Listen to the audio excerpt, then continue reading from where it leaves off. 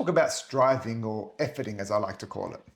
And that's when we're pushing or forcing, always trying to get somewhere else.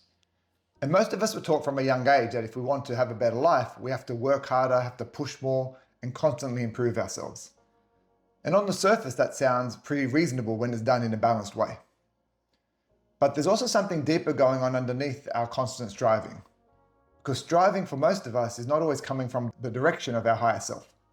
It's coming from the ego, from that sense that where I am right now is not enough, that I need to become more, achieve more, or prove more in order to feel complete or worthy in some way. So the movement of striving is psychological. It's most often driven by internal sense of lack, that who I am is not enough.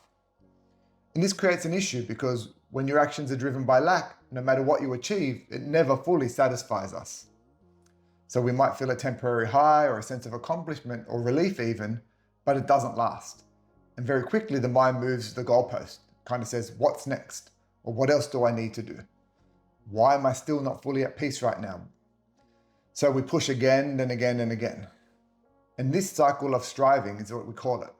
And it can look productive from the outside, but internally it can often create pressure, tension, and disconnection. And inevitably it leads to burnout. And not only that, constantly striving causes us to move away from the present moment and always trying to arrive somewhere else. And this always postpones us arriving at our peace because we can't be somewhere else. We're always at the present moment. Because it's like, I'll feel okay when I get there, but there never arrives because we just move on to the next thing as well. So this creates a lack of satisfaction. And not only that, we're left with a constant sense of insufficiency, a feeling that we're always behind, always lacking, or always needing to become.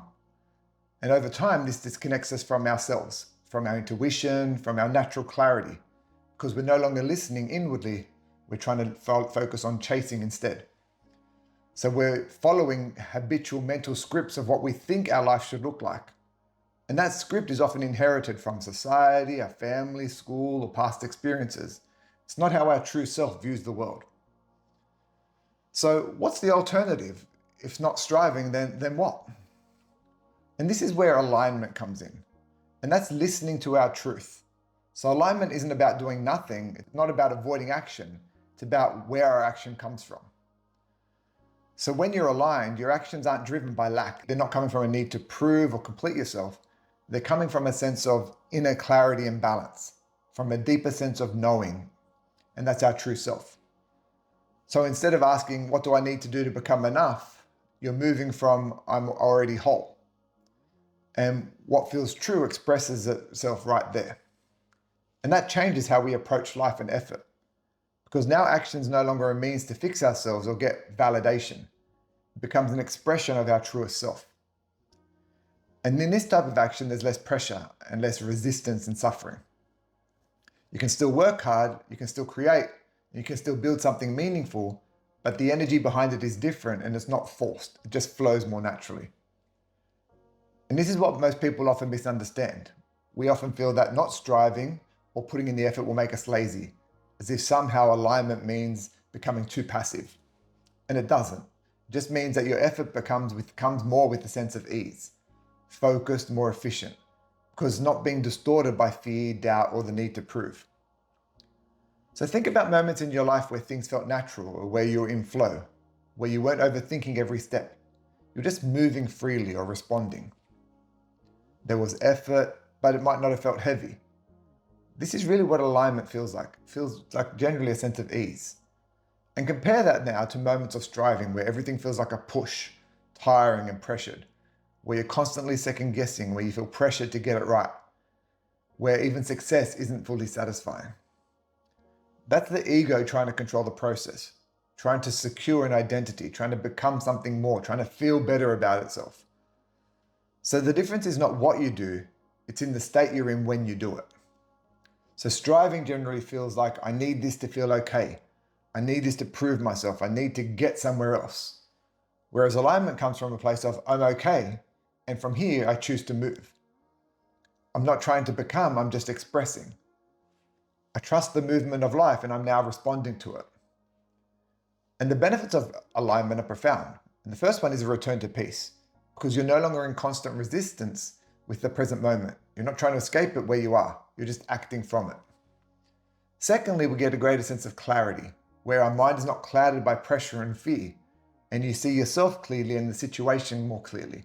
And that creates better outcomes and decisions. The third part is sustainability. So striving burns us out because it's fueled by tension. Alignment sustains us because it's a balanced approach to achieving. You don't have to constantly push yourself because you're not working against yourself. And finally, there's the authenticity that comes when we do things from an aligned place. So when you're aligned, your life reflects who you actually are, not who you think you need to be, and that brings a deeper sense of fulfillment within, not the temporary high of achievement, but a steady sense of alignment, peace with our true self. So this doesn't mean you have to stop doing things. It just means you start paying attention to why you're doing them. So the next time you feel yourself striving or efforting, maybe ask yourself, take some time, pause, and what's motivating this? Am I trying to prove something? What feeling am I chasing right now? Or is this a genuine expression of what feels true in this situation for me? What feels like an aligned way to do things? And just in asking that, you're slowly allowing the wisdom of the true self to come out. And you'll begin to feel the difference. And over time, you can start to trust the alignment more and more rather than striving. You realize that you don't need to force your life into place. Because your true self isn't confused, it's not lacking, it's not trying to become anything, it's already whole. And from that wholeness, action becomes simple and easier. Yes, effort or striving may still be useful, but it doesn't become a way of being. So this is an invitation to stop striving or efforting, to stop trying to become something you think you are not, or chase temporary highs, and instead to align and listen to what is already here, and let your life move from that. Because when you do, you'll find that you're no longer striving to live, you're just simply living. And then you'll be living in peace.